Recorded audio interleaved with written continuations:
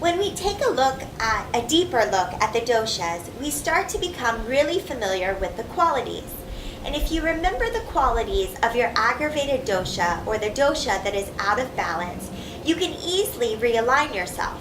Basically, use the rule of thumb that like creates more like, which leads to an imbalance. It's kind of like thinking too much of a good thing, you kind of lose the good thing. Whereas opposites create balance. Very simple. For example, if I'm really hot, I just got out of a hot yoga class, I'm not going to hurry up and drink a hot fluid and take a hot shower. That's just going to farther aggravate my current imbalance. So, we want to add in the opposites to create balance. Vata, ether and air quality. Your qualities are light, dry, cold, rough, and quick moving. So you want to counterbalance those qualities with just the opposite, meaning your food should be a little heavier, more moist, more grounding and nourishing. And your lifestyle activities, rather than being really light and tons of stimulus and tons of interactions and going, you want to ground your lifestyle activities.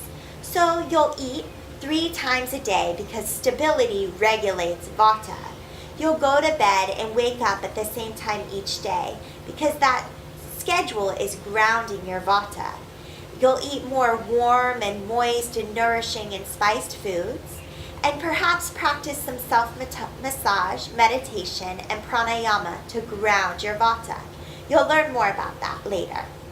Think of the food equivalent of vata as being a cracker or a piece of raw vegetable.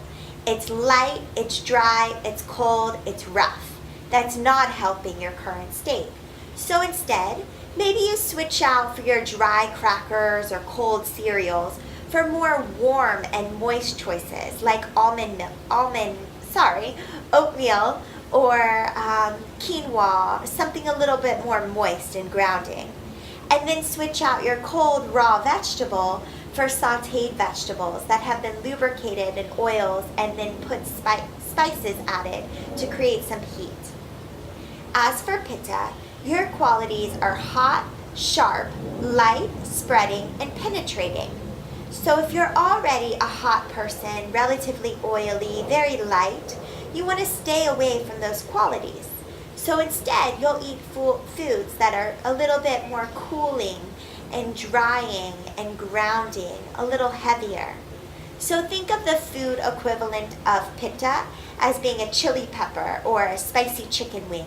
Those things will really aggravate your heat element if you're already pitta imbalanced. You'll want to stay away from really heating foods like coffee and orange juice and alcohol, and you'll prefer more cooling foods like cucumber and watermelon and mint and cilantro, things like that. Coconut water is fantastic for you. Fresh coconut, great for you. You'll want to stay away from really hot and really stimulating and really competitive activities. Hot yoga is probably not the best option. Manual labor in the middle of the summer, woo-wee. You're better off swimming or doing some soothing and cooling pranayama practices. You're better off playing in the kayak and going paddleboarding rather than sitting in a hot room all day.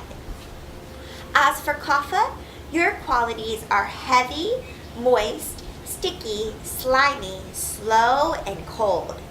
The food equivalent of a kapha would be like dairy. Dairy food is very sticky and heavy and moist. You'll want to stay away from kapha-provoking foods. And you'll want to add in more light foods as well as heating and penetrating foods. So for example, instead of having ice cream, you might have some warm cinnamon and ginger herbal tea as a late night snack. You'll want to stay away from activities that are really heavy and grounding and cold.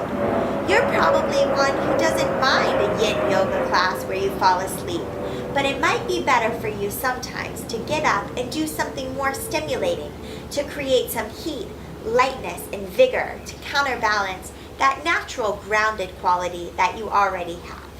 So, long story short, whatever you're currently seeing, if it seems like a lot of one property, add in the exact opposite property and you'll feel so much better.